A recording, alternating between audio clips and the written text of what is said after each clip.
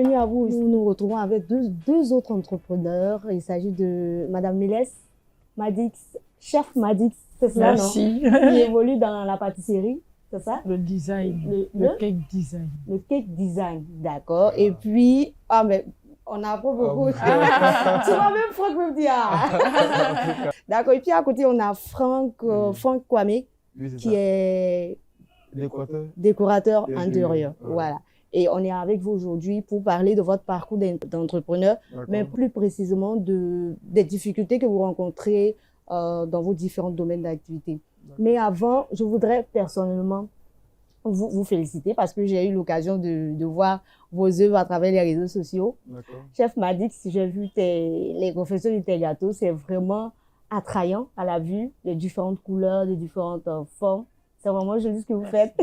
Et puis, je suis allée chez des amis. J'ai vu leur salon, leur maison qui était vraiment bien décorée. On m'a dit que c'était l'œuvre de... Je sais mais c'est qui ça? On dit, tu ne connais pas M. Kwame? C'est lui. En tout cas, bravo à vous. Alors, donc, on va aller maintenant dans le vif du sujet, de savoir quelles sont les difficultés que vous rencontrez au quotidien dans dans votre domaine d'activité. Est-ce qu'avant d'entreprendre, vous étiez formé à d'éventuelles, on va dire, situations? Voilà. Franck. À vrai dire, oui. Parce que, avant d'entreprendre, je travaillais d'abord chez des personnes. Donc, vu un peu comment il faisait. Comment c'était difficile là-bas. Du coup, j'ai vu que, forcément, si je devais laisser cette branche en tant qu'employé pour pouvoir créer mon propre business, ça sera aussi pareil. Du coup, je me suis maintenant forgé à ces jeunes situations. Donc, ça a été une expérience en quelque sorte. En quelque sorte, voilà. On t'est pas allé là-bas juste pour avoir ton argent à la fin du mois, mais il y avait un intérêt, en fait. Il y avait un intérêt, effectivement. En fait, le vrai but, c'était de pouvoir copier et maintenant faire ça chez moi, en quelque sorte. Donc, comme on dit, il faut d'abord commencer d'abord quelque part pour pouvoir maintenant être chez soi-même. C'est cela. Chef Madix, s'il te plaît. Alors, moi, pas du tout. D'accord. Moi, quand j'entendais entrepreneur, pour moi, c'est des gens, ils ont l'argent et on va se lancer, quoi. Mais j'étais pas prêtée du tout. C'est vrai que j'ai travaillé avant d'avoir ma propre affaire, mais je savais pas qu'il y avait autant de difficultés autour de l'entrepreneur. Donc, j'ai découvert quand je me suis lancée. Et sinon, à part ça, ce qui nous tient, c'est la passion, quoi. Et quand vous décidez, quand tu décides de lancer le projet, de faire asseoir le projet, qu'est-ce qui coince? Quel est l'obstacle que tu rencontres? Le premier, pour moi, c'était les moyens. C'était les moyens. Finances. Voilà, les finances. Parce qu'au-delà du talent, il faut aussi financer tes propres projets.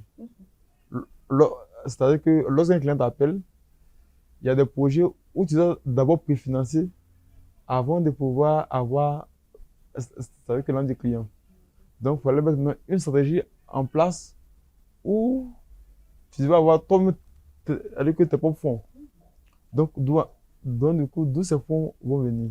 Donc d'où ces fonds sont venus? Bon, franchement, ma première méthode, j'ai commencé d'abord en faisant le boulot chez des frères et sœurs à des prix vraiment très bas, dans le but de me faire connaître. Donc, avec mon premier marché, elle que tournait autour de 25 000. Quand j'ai fini, j'ai eu que 8 000. Donc, c'est avec ça que maintenant, j'ai commencé à... C'est quand même bas, hein? Très bas, en tout cas. Par ce marché-là, j'ai posté. Il y a d'autres marchés jusqu'à ce que vraiment... On est un peu... On soit arrivé là. C'est ça. Chef m'a dit que c'est pareil pour vous, c'était les finances. Ah non, moi, dans le domaine de la pâtisserie, ce qui a coincé en premier, c'était le problème de genre. Quand on dit cuisinier, pâtissier, on voit déjà les garçons, ça passe plus avec les hommes. Mais avec les femmes, c'est un peu bizarre. Donc, pour te prendre dans une cérémonie, pour te donner un marché. Oui, bien sûr. Bien sûr. Bon, on voit plutôt les femmes à la maison. Dans des marchés à la maison, mais pas de grandes cérémonies. Confier un événement à une femme, c'était un peu difficile. La cuisine, quoi. Oui, cuisine, pâtisserie, tout ça, c'est coincé. Donc, il y avait le problème de gens qui se posaient qu'on devait dépasser avec le travail, en voyant comment on a travaillé, on a versé tout notre cœur, c'est passé. Et puis après, on a rencontré maintenant le problème de moyens. Donc, le matériel est assez cher. Mais comment t'es arrivé à dépasser ce cadre de gens? Ce problème de gens qui se présentaient? Mais moi, je crois que c'est un peu la passion. Quand des gens sont en face de toi et qui n'ont pas confiance, il faut les rassurer avec un travail qui est bien fait. Et donc, avec ça, c'est passé. Ça donne la confiance. A commencé à aimer, qui en a pas là un autre, ainsi de suite. Ils ont vu que vraiment, il n'y a pas de différence entre ce que le garçon fait et puis c'est un peu mieux même, je pense. Pourquoi pas? Ouais. Et au niveau des finances, comment vous en sortez finalement? Alors, pour commencer, j'avais entendu parler de concours d'entrepreneurs, plusieurs concours d'entrepreneurs, et je me suis lancée dans certains concours. Dieu par sa grâce, ça marchait et j'ai eu certains préfinancements qui n'étaient pas grand-chose, mais qui m'ont aidé quand même à commencer. Je remercie d'ailleurs le président de la République qui nous a octroyé un prêt d'1 million à travers Emploi Jeune. C'est ce qui m'a permis de déjà démarrer. Merci, Président. Merci. Et puis, hormis ça, hormis ces premiers obstacles, quelles sont quotidiennement, quelles sont les difficultés qui se présentent à vous?